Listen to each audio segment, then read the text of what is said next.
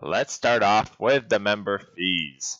So they updated this recently. I don't know exactly when, but by the looks of it, they kind of went out of their way to screw you, the buyer, the customer.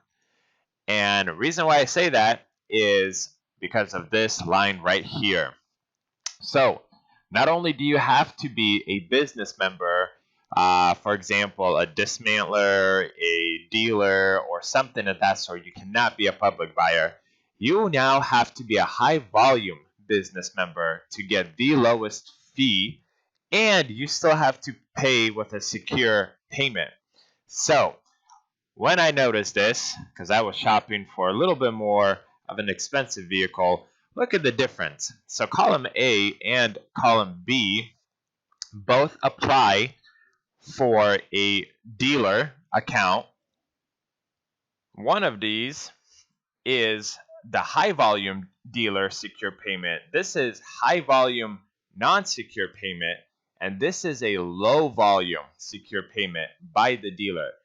Look at this jump. 4% to 15%.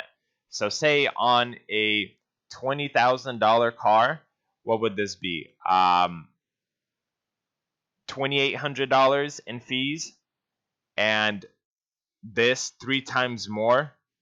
I mean, this is insane. So basically, Copart, if you don't buy enough cars from them and you decide to buy one nice car, they're going to I'm not going to say it. They're going to have their way with you when it comes to the fees. And you guys could pause this video, take a read if you don't have access to this page, if you don't have an account. But this is the biggest issue I have with Copart. It seems like they are trying to nickel and dime and pull $1 here, pull $10 here, pretty much everywhere they can. And the company's already $1 million company. This honestly, this just annoys me. I don't think it's fair. If you buy from Manheim or Odessa, these fees are nearly half of that.